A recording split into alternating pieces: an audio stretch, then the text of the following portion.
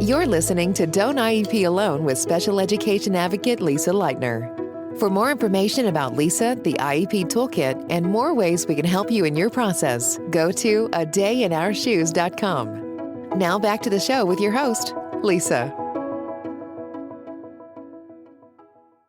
Hi, I'm Lisa Lightner. Welcome to Don't IEP Alone. Make sure you click that follow button or tap that follow icon so that you are informed and notified of new episodes. I'm really excited to be kind of publishing episodes regularly. So I want to talk today about something that I brought up recently and kind of expand upon it a little bit more. And that is this notion, and I wish I had a better term for it, but I say that parents are the IEP police. And let me give you like a little bit of history. When I first started doing this in 2010, so I'm talking about maybe like 2012, 2013-ish, around there. I don't even know how I heard about it, but obviously just from networking with local people. But the state was hiring people to be special education compliance monitors. I don't know if every state does it the way Pennsylvania does it. Pennsylvania has some different setups because we actually had special ed here in the state in 1971. And in fact, our laws came out of a Supreme Court case, a decree, and the laws that were Pennsylvania's laws in 1971 and 72, they were the framework for IDEA, a few years later. So we have some weird things like these right to ed task forces and IUs, which stands for intermediate unit, and we just have little weird things. One of the things that we have is IEP, or special education compliance monitors. And there are different, so you sign up to do this and you go through training, and it's a paid position, but it's not a lot of money. It's a daily rate. It's basically a per diem rate. And they put together these teams of 3 or 4 people. And one of them is a state employee. There's these state employees who oversee the whole thing. And then I don't want to say we're volunteer because we do get a stipend, but you get the schedule and you sign up, of course, based on what's local to your house and your schedule and all that. And you sign up to do them. You do volunteer to do them, but you get paid, if that makes sense. And then you go do them and you're in a school district for 2 to 3 days. And the schools know ahead of time. So the reason I'm telling you all of this is I want to tell you what little bit of compliance monitoring there is, because I was a compliance monitor. I went through the training. I did that for, I don't even remember how long, but I had 2 little kids at the time. And it was just one of those situations where you're gone all day and you have to drive. And by the time I paid daycare for 2 kids and all that, and, lost that day's income for whatever client work I could do, it didn't even pay me to go. Plus, the money wouldn't even have mattered if I felt like I was making a difference or creating change. But it wasn't until I got into the system and started doing it that I was like, this is nonsense. Why are we even doing this? And I'll tell you that because I had my reservations about doing it and it didn't make sense to me. And then a colleague or someone who I knew at the time, another advocate, her name's Tina, she called me and she had just completed her first assignment doing a compliance monitor or compliance audit. And she was like, this is such bullshit. She's like, I'm reading these IEPs and I can tell that these kids can't read, because dyslexia was her jam. And she's like, I can tell by reading these IEPs that these kids can't read. And she said, in passing the compliance audits, because here's the thing, and this is where I get into the parents are the IEP police. When we went around as compliance monitors, and every school district and every charter school gets monitored every 5 to 7 years, the only thing we're checking for is administrative stuff. The things that we can prove yes or no, right? So did they provide the PWN within 10 days, or did they provide the meeting invitation within so many days? Were the evaluations done within the required time frame and stuff like that? So it doesn't monitor anything substantive. It only monitors timeline. So basically what we're doing in these audits is we're going through files and we're just kind of checking off a list, right? This went out within 5 days, this went out 10, 30, blah, blah, blah, blah, blah. And let me add that the school district knows when they're being audited and when you're coming. So you really think that they don't clean up those files before we get there? They do. We know they do. And then there's this component of we would do family interviews, and you could do a phone interview or an in-person interview with parents that are handpicked by the school district. Like, you really think that they're going to pick a person or a family who they're having a lot of problems with and a lot of disagreements with? My guess is no, they're not. So we would go to these audits. We would audit the files, which was just laborious and boring.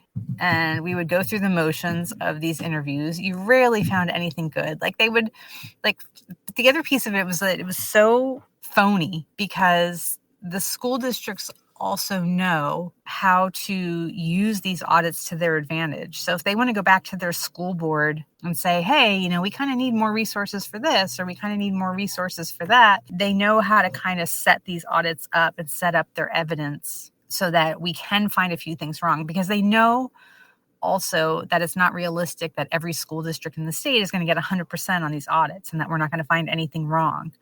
So they carefully plant these quote unquote mistakes so that we would find mistakes. And it's such an incredible waste of resources, I think, because it doesn't look at outcomes. It doesn't at all look at the content and the meaningfulness, the meaning of the IEP.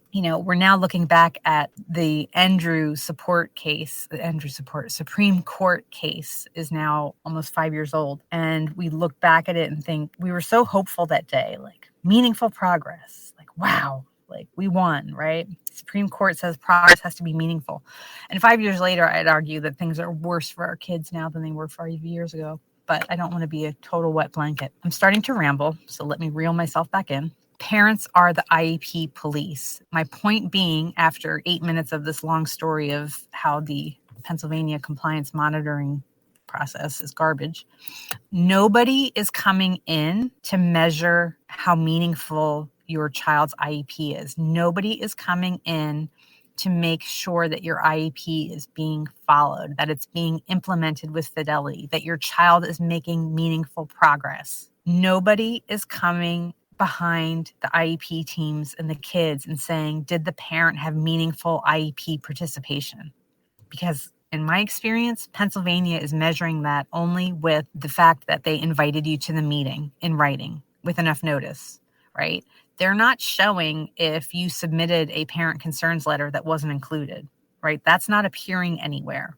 And they're certainly not asking those folks to come to the interview. Unless you file a complaint of some kind, whether it's a due process complaint, state compliance complaint, OCR complaint, unless you file a complaint of some kind, it is assumed that things are okay. So sit with that for a minute, right? Unless you voice otherwise, it is assumed that things are okay. And that's a big deal. And this is why I encourage so many parents to get more actively involved, to hopefully create systems change, and to get involved in lobbying and participation and things like that, because we are the foot soldiers in this fight. And there are so many anecdotes and so many things that I say to parents over the years, and they nod, yeah, I know, right? We can all collectively nod and agree with each other and validate each other that this is going on, but nobody else knows this.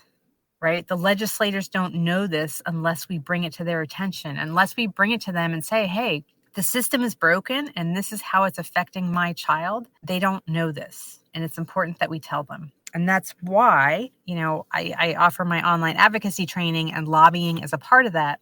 And why I line up guest speakers like my senator's disability policy director, because they need to hear from us. For as much as we want to hear from them and understand what's going on legislatively, they need to hear from us as far as what we're experiencing day to day in this fight. Because a lot of our kids aren't making meaningful progress, right?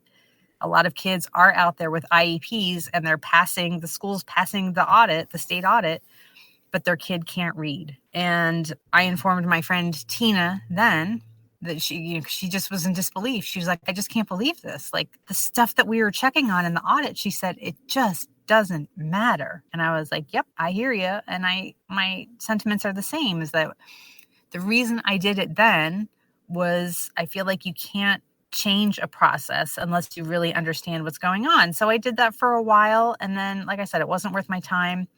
I understood how it worked. And that's kind of what I needed to know. And you can't change something if you really don't understand what's going on with it. So I would encourage you, all of you who are listening, nationwide, understand what is going on in your state and in your district to collectively not only know what's going on, but create change. Who is looking at outcomes? Is anyone besides parents looking at a child's outcome? Because we haven't changed outcomes for disabled people since 1975.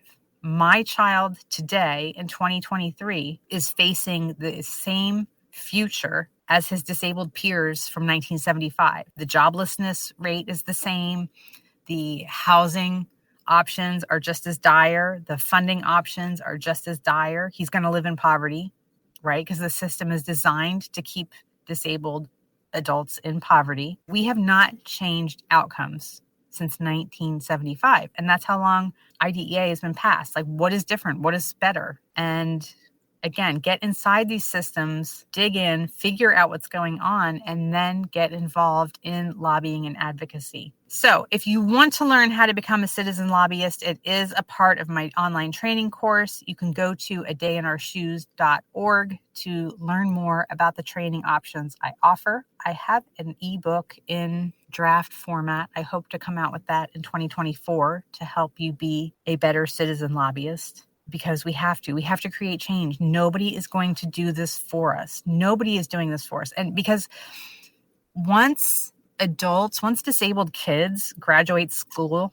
and become disabled adults, the adult services is such a complete shit show that the adults in the system, they can't even worry about school anymore because there's no accessible jobs and there's no accessible places to live and there's no accessible transportation and there's no accessible, supposedly there's supposed to be programs that help employers, especially small employers who maybe need to add something to their workplace to make it accessible. There's nothing for them. There's no incentive other than, and the adult services. So all the disability laws that are supposed to help our kids and give them access either as kids and adults. So whether we're talking ADA, IDEA, all that stuff, it's all complaint based. Unless we complain, it is assumed that things are fine. No one is going around and inspecting places of employment to make sure that they're accessible. Unless someone files an EEOC complaint, like just happened with Walmart. Walmart gets away with not only being one of the largest employers in the country, they get away with discriminating against disabled people until someone complains. And then the EEOC gets enough complaints and then they go, oh, okay, we'll do something about it. We are the police in all of this. It's all complaint based. And unless you complain, it's assumed that things are okay. And they're not okay. We haven't changed employment outcomes. We haven't changed community involvement, community inclusion, any of these things. We still have churches, many of them, who are denying kids the right to participate in services. Just Google it. Google church banned autistic kid and wait till you see how many complaints or how many news articles come up. We're not changing outcomes. We're not changing community participation and inclusion for these kids. So, and again, the disabled adults, they're busy enough now trying to change the adult systems. They just don't even have the time or the resources to look back and go, yeah, school sucked and it didn't help me and that was a shit show. But they don't have the resources to help because it's behind them and they have to focus on their needs now. And I don't blame them, because as someone who right now is straddling the school world and the adult world, because my son's going to be 18 shortly, I'm starting to lean toward the adult world and go, wow, it's a lot worse because it's for a lot longer too. We're not only talking K to 12 and 3 to 21 or whatever the case may be. We're talking about literally the rest of his life and how and where he's going to live. That is where my attention is getting drawn now. But I still will stay in the school world, but it's surprisingly terrible there. So anyway, if you take nothing away from this, know that unless we speak up, unless we complain, it is assumed that things are fine. We are the IEP police. We are, the inclusion police. We're all of it, right? If we don't speak up, it is assumed things are fine. So on that happy note, I'm bringing some pretty heady stuff during the holiday season. I will try to think of something a little bit brighter for next time. Please enjoy your weekend. Visit me at adayinourshoes.com, adayinourshoes.org, and I will talk to you next time. Thank you for listening to Don't IEP Alone with Special Education Advocate Lisa Lightner. We're so glad you've joined us and would love to connect with you outside of the show. For more information about Lisa, the IEP Toolkit, and more ways we can help you in your process, go to adayinourshoes.com. From self-care tips to common IEP mistakes, there's even more to explore. Don't forget to rate and review the podcast and subscribe to never miss an episode. Until next time, don't IEP alone, and you don't have to.